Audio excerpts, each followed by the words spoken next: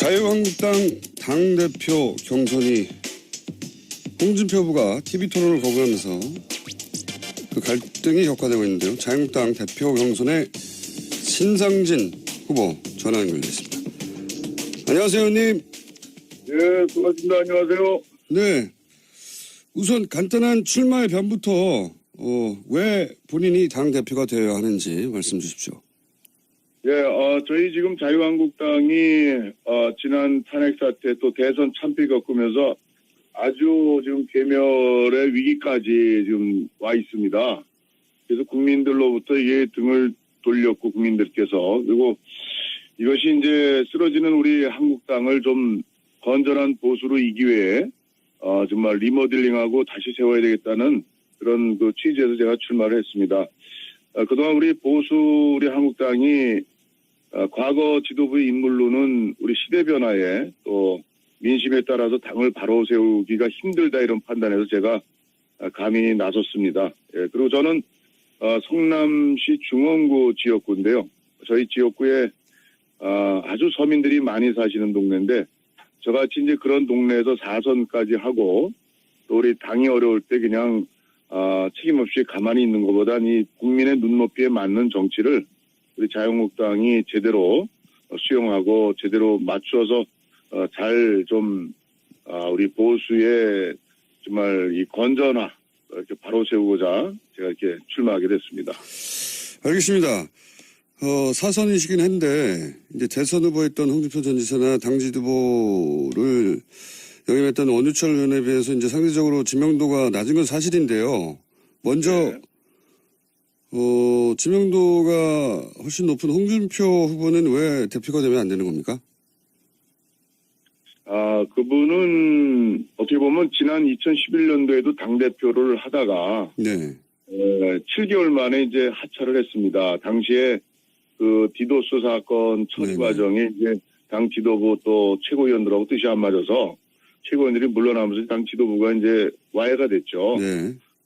이제 그것이 어떻게 보면 이제 지도력의 한계라는 하나의 그 실천 과정에서 보여줬던 모습이라고 볼 수 있고 또 지금 우리 국민들이 원하는 거는 계파가 좀 보수당이 계파 갈등으로 맨날 싸워서 여기까지 왔는데 좀 그런 계파 갈등 어떤 사익을 추구하는 그런 식의 당권 투쟁 같은 게 좀 없어야 되겠고 또 지금 이제 우리 국민들이 좀 이 품격 있는 좀 그런 정치를 원합니다. 근데 우리 홍준표 후보 같은 이제 그런 면에서 좀 국민의 기대에 좀 못 미치는 부분이 많이 있고 그래서 저 같은 경우는 이제 사실 인지도 면에서는 약하지만 인지도가 오히려 없는 것이 없다기보다 좀 낮은 것이 저는 오히려 이제 참신한 정치 또 저 같은 경우는 13년 정치하면서 어느 계파에 속하거나 줄서거나 이런 적이 없습니다. 그래서 저는 계파 갈등을 옆에서 수없이 잘못된 걸 봐왔기 때문에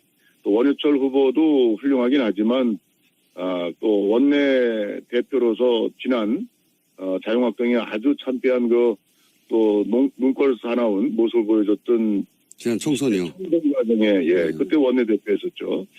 그런 그 책임 있는 당이 여기까지 오는데 책임을 좀 져야 될 지도부의 인물들이 다시 이렇게 출마하는 것을 보고서 제가 인지도는 낮지만 사실은 인지도 낮은 것이 오히려 국민께서 당원이 볼 때는 좀 새롭게 일할 수 있는 그런 희망의 어떤 그런 새 인물이라고 생각해서 제가 가능성이 있다고 보고 그래서 저는 당을 개혁하기 위해서 좀 과감한 판단을 좀 했습니다.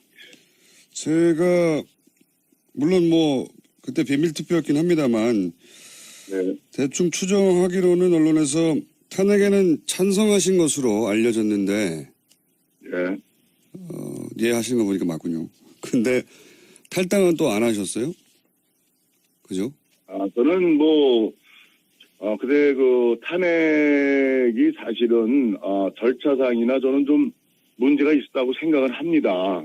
이게 어떤 죄목이나 이런 탄핵 사유가 사실 언론에서 많이 언급이 됐지만 그것이 사실은 이제 그 어느 정도가 진실이고 어느 정도가 사실이 아닌지에 대한 명백한 특검에서 그것이 조사가 충분히 조사 들어가기도 전이었죠. 12월 9일이. 그래서 저는 탄핵 자체의 절차상의 문제를 느꼈음에도 불구하고 이것이 당시의 그 사태가 대단히 그 국정이 나라가 아주 대단히 혼란과 위기를 거듭하고 또 박근혜 전 대통령이 당시에 4월 하야설 그리고 또 조기 대선 언급을 당내 지도부에 공개적으로 한 건 아닙니다만은 그렇게 해서 우리가 당론을까지 했는데 사실은 그렇게까지 사태가 이좀 차분히 이게 전개되는 상황이 아니고 오히려 국가가 더 괜히 혼란과 위기를 거듭할 수 있는 이런 상황이기 때문에 오히려 헌법재판소의 오히려 판결을 정확히 받아보는 그런 절차가 오히려 더 필요하겠다 싶어서 좀 그런 탄핵에 찬성은 안 했지만 정치적 그런 그 결정을 한 바가 있습니다. 그러시군요. 탈당 문제는 네. 저는 그렇습니다. 이제 당 안에서 쭉 저 같은 경우는 어떻게 보면 친박도 전혀 아니고 뭐 권력 주변에 뭐 가본 적도 없고 어떻게 보면 의정 활동 또 국회직 활동 지역구 활동 열심히 했던 의원인데 근데 그 당에 어쨌든 공천받고 국회의원을 하고 있고 어쨌든 공동 연대 책임이 있는 입장에서 근데 탈당한다는 거는 뭔가 집에 불이 났는데 불 끌 생각 안 하고 또 책임지는 그런 자세에서 이 좀 나가서 어떤 해결하는 당시에 또 반기문 또 유엔 전 사무총장의 대선 후보로였던 옹립 뭐 이런 문제들이 정치적 계산이 깔려 있어가지고 그게 탈당한 그런 계산적 탈당에 대해서 저는 좀 찬성을 안 했고 무너져도 같이 우리 책임지고 좀 뭐 당시 이제 새누리당에 그대로 몸을 담고 잘못된 거 있으면 최대한 고쳐야 되는 그런 방향을 가지고 탈당을 당시 안 했습니다. 탈당이 전부라고 생각하지 않았습니다. 알겠습니다. 자, 그럼 이 질문을 좀 드려봐야 되겠습니다. 자유한국당이 문재인 정부 출범 이후에 박수 쳐준 대목이 아무것도 없다는 이미지인데요. 이게 언론에 잘못 알려진 이미지입니까? 아니면 실제 문재인 정부가 잘하는 게 없어서 박수를 쳐주지 않은 건가요? 글쎄, 사실 지금 이제 문재인 정부 출범이 한 40일 이제 됐잖아요. 네, 50일 가까이, 예. 네. 10일이니까, 아니죠. 40일이군요. 예. 네, 40일 됐는데, 사실 바로 이제 인사 문제가 있지 않습니까? 네네. 어떻게 보면, 박수를 치고 싶어도 칠 틈이 없었던 것 같아요. 알겠습니다. 바로 이제 총리 임명 문제서부터 해서, 그 인사 문제가 이제 또 이슈가 되고, 이게 참 어떻게 보면 과거에는 새 정권 들어서면 서로 그냥 대선 때 싸우고 온갖 걸 했어도 그래도 몇 달은 조금 가는데, 네. 지금 이렇게 이제 새 정부가 일단 어쨌든 선출이 됐으면, 일할 수 있는 좀 그런 힘은 얻어야 될 거 아니야? 잘못됐든 잘했든. 근데 네. 좀 굉장히 이제 첫 인사부터 이렇게 꼬이니까, 저로서도 야당이지만 대단히 좀 안타깝고 또 저는 한편 저도 옛날에 청년 때 야학교사, 노동운동, 학생운동 감옥도 가고 다 겪었습니다만은 어떻게 주변에 그렇게 사람이 없나?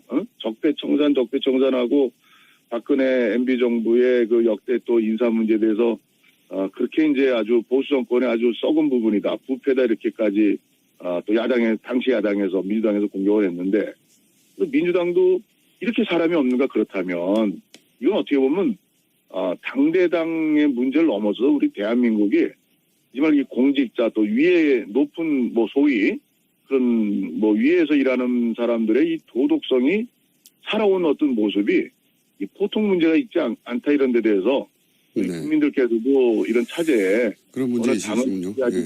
지지하든 않든 간에 이런 문제에서는 좀 바로잡고 그리고 또 문재인 정부도 널리 인재를 구하면 좋은 사람이 있을 거예요. 근데 이게 이제 바로 자기 측근들 주변 이 코드 이렇게 또 선거 때 공을 세웠거나 이런 가까운 데서 찾다 보니까 이런 한계들을 노정해서 야당으로서도 이런 문제를 그냥 또 이렇게 박수치고 넘어갈 수는 없지 않습니까? 그래서 참 대단히 안타까운 현실입니다.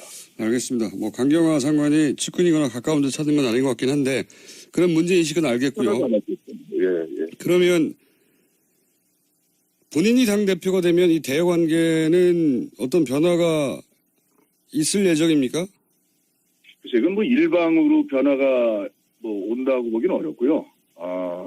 우선은 이제 국정을 운영하고 또 현재로서 어쨌든 간에 제1당이죠. 민주당이. 그래서 이게 집권 정부와 여당이 우선 좀, 빨리 어떤 욕심껏 일을 처리하려고 하는 그런 무리한, 그런 일을 하다 보면 또 국회가 걸리적거리고 어떻게 보면 또 야당이 아주 걸리적거린 존재가 되고 이런 인식을 가지고서는 뭐 여야 어떤 대립은 종식되기가 어렵고 또 발전적 관계를 맺기가 어렵다고 생각하고 좀 문재인 대통령서부터 여당 정부가 좀 느리더라도 이 기회에 좀 뭔가 우리나라가 좀 이 법치 또 국회와 정부의 어떤 협력 관계 이런 모델을 좀 잘 만들어 나가면 다음에 어떤 정권이 들어서더라도 우리나라에 좋은 그런 정치 발전이라는 큰 그런 기초를 놓을 수 있겠다 생각해서 칼자루는 결국 정부 여당이 쥐고 있고 또 그것이 합리적이고 또 야당이 아무리 때를 쓸래도 합리적이고 국민 지지를 받는다면 진정하게 그러면 야당을 이길 수가 있겠죠. 그렇지만 지금의 인사 문제라든가 또 이번에 뭐 추경도 사실은 불효불급한 거는 우리 야당이 반대한다면 국민들한테 돌팔매 맞죠. 그렇지만 뭐 공무원 수를 뭐 대폭 늘린다든가 그게 사실 일자리 늘리는 그런 거로 볼 수는 없는 거죠. 그래서 좀 예를 들어서 공무원도 1,500명 이게 아니라 뭐 249명이 필요하다. 원래 공무원 증원은 대단히 그 철저하게 따져서 원래 하는 겁니다. 근데 이걸 그냥 뭐 일자리 해가지고 공시생들 정말 그냥 이 지원만 왕창 늘려놓고서 거기에 희망 가는데 그 희망 성취하는 취업이 공무원으로 되는 사람이 얼마나 있겠습니까? 그래서 좀 이런 정책들을 좀 합리적으로 좀 야당하고 좀 이 통과되고 또 함께 할 수 있는 걸 미리 예상해서 좀 거기에서 조금 더 나가든가 해야지 일방 추진을 하면은 야당이 제가 당대표가 된들 또 협치를 또 저도 하고 싶어도 알겠습니다. 쉽지 않은 그런 상황들을 여당이 또 집권 정부가 잘 풀어야 된다고 생각합니다.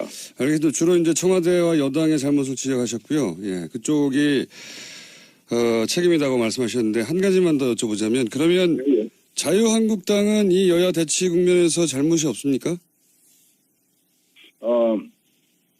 뭐 글쎄 뭐 힘없는 또 뭐 약한 소수의 또 저 대선 참패로 상처 입은 많은 그런 이 후유증이 있는 당인데 글쎄 뭐 이것은 어떻게 보면 힘 있는 정부와 여당이 또 새 정부가 좀 야당을 좀 같이 끌고 가는 설득하고 이런 좀 부드러운 자세가 필요한데 야당이 뭐 먼저 잘하자 뭐 어떻게 하자 하고서 이런 인사 문제 이런 난맥을 지금 이제 인사가 제일 중요하지 않습니까? 근데 이걸 그냥 연일 드러나는 이런 문제를 또 인사청문회라는 그런 국회의 그 절차 과정이 있는데 여기에서는 또 물르게 또 그냥 위장전이 또 좋다 그러고 대충 넘어갔다가는 이건 또 글쎄 문재인 정부가 잘 되기를 뭐 소망하는 그런 또 국민들은 뭐 또 평가를 어떻게 할지 몰라도 또 우리 당을 또 지지하는 또 보수나 또 아니면 일반 국민의 상식에서 봐서는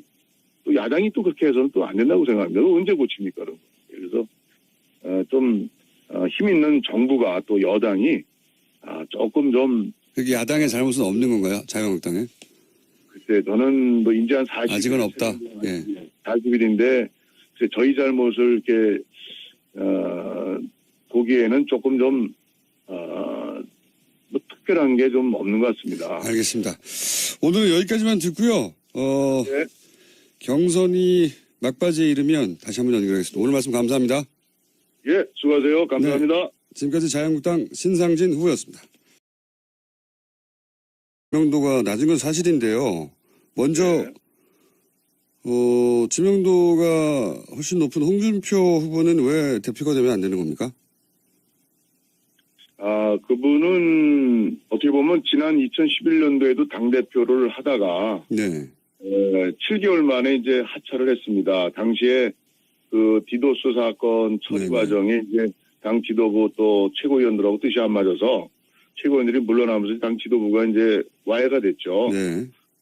이제 그것이 어떻게 보면 이제 지도력의 한계라는 하나의 그 실천 과정에서 보여줬던 모습이라고 볼 수 있고 또 지금 우리 국민들이 원하는 거는 계파가 좀 보수당이 개파 갈등으로 맨날 싸워서 여기까지 왔는데 좀 그런 개파 갈등 어떤 사익을 추구하는 그런 식의 당권 투쟁 같은 게 좀 없어야 되겠고 또 지금 이제 우리 국민들이 좀 이 품격 있는 좀 그런 정치를 원합니다. 근데 우리 홍준표 후보 같은 이제 그런 면에서 좀 국민의 기대에 좀 못 미치는 부분이 많이 있고 그래서 저 같은 경우는 이제 사실 인지도 면에서는 약하지만 인지도가 오히려 없는 것이 없다기보다 좀 낮은 것이 저는 오히려 이제 참신한 정치 또 저 같은 경우는 13년 정치하면서 어느 계파에 속하거나 줄서거나 이런 적이 없습니다. 그래서 저는 계파 갈등을 옆에서 수없이 잘못된 걸 봐왔기 때문에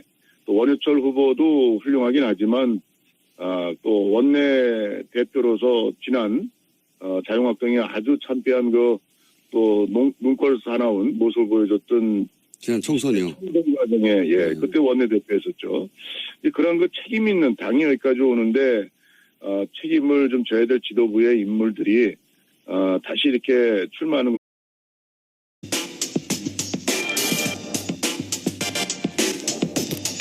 자유한국당 당대표 경선이 홍준표 후보가 TV토론을 거부하면서 그 갈등이 격화되고 있는데요. 자유한국당 대표 경선에 신상진 후보 전화 연결돼 있습니다.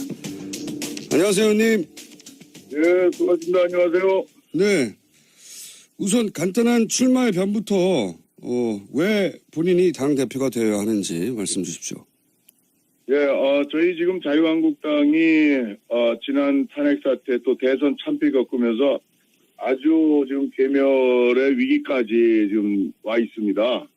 그래서 국민들로부터 이게 등을 돌렸고 국민들께서 그리고 이것이 이제 쓰러지는 우리 한국당을 좀 건전한 보수로 이 기회에 정말 리모델링하고 다시 세워야 되겠다는 그런 것을 보고서 제가 인지도는 낮지만 사실은 인지도 낮은 것이 오히려 국민께서 당원이 볼 때는 좀 새롭게 일할 수 있는 그런 희망의 어떤 그런 새 인물이라고 생각해서 제가 가능성이 있다고 보고 그래서 저는 당을 개혁하기 위해서 좀 과감한 판단을 좀 했습니다.